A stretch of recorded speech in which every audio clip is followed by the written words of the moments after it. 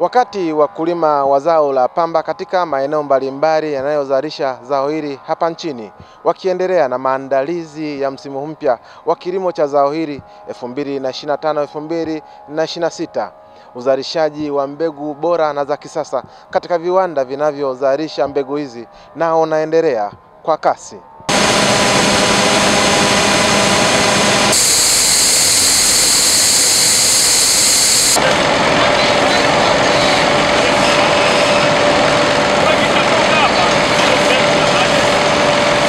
Bodi ya pamba inaeleza kuwa uzalishaji wa mbegu katika viwanda hivyo kwa sasa umefikia zaidi ya 90%, huku asilimia kubwa ya mbegu zote ambazo zimeshazalishwa zikiwa tayari zimepelekwa kwa wakulima. Mpaka hapa tulipo, bodi ya pamba imeshaleta tani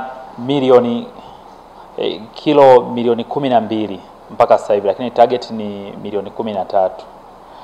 Na katika hali hiyo tumeisha chakata hizo mbegu mpaka sasa hivi kufikia kilo milioni 5.8, ambapo takribani mnaweza mkaona ya kwamba nusu ya zile mbegu zinazotakiwa zimesha chakatwa, na mbegu ambazo zimeshaenda kwa wakulima mpaka sasa hivi ni kilo milioni 3.9. Kwa mnaweza ukaona ya kwamba bodi ya pamba imejipanga kabla ya changamoto za mvua zijaanza. Kama mnavyojua, mvua zinapoanza kuwa nyingi, hata upelekaji wa mbegu kwa wakulima inakuwa ni kazi.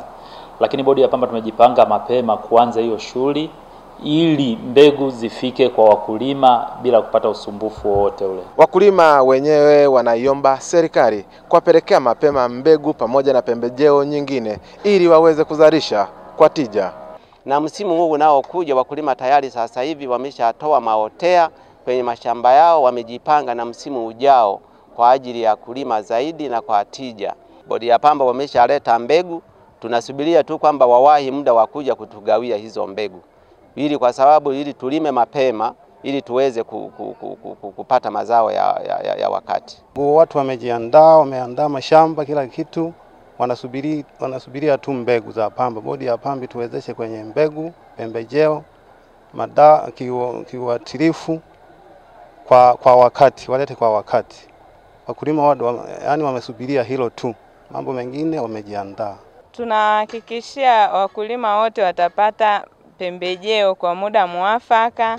Pembejeo zinafika, kwa mfano kwa sasa hivi tayari tulishapokea mbegu, japo bado kwa maeneo hatujaanza kuzisambaza, ila zipo tayari kwa kila eneo, ila bado hawajaanza kuchukua.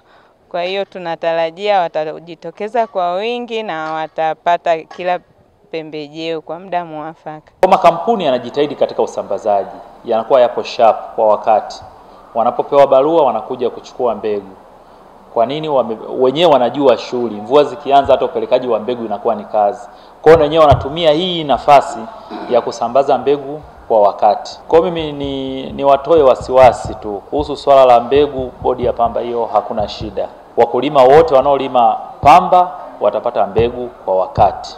Mkuu wa chuo cha Kilimanjaro Institute of Technology and Management kilichopo Mwenge jijini Dar es Salaam chenye ithibati na usajili wa NACPAT namba REG/ANE/029 anapenda kuwatangazia nafasi za masomo kwa ngazi ya diploma na certificate kwa muhula wa masomo utakaoanza Oktoba 2025 katika kozi za IT, Hotel and Tourism Management, Front Office, Business Administration, Accountancy, Procurement and Supply. Chuo kimebobea katika ufundishaji kwa njia ya vitendo na kimeweza kutoa wanafunzi wenye weledi. Wengi wameajiriwa ama kujiajiri, na kwa wale ambao wameamua kuendelea na degree wameweza kujiunga na vyuo vikuu bora hapa nchini na nje ya nchi. Pia kuna kozi fupi za computer application, graphic and design, video production pamoja na CCTV camera. Kwa maelezo zaidi piga simu namba 0717816034 au 0754864361. KITM, elimu na ujuzi kwa uchumi imara.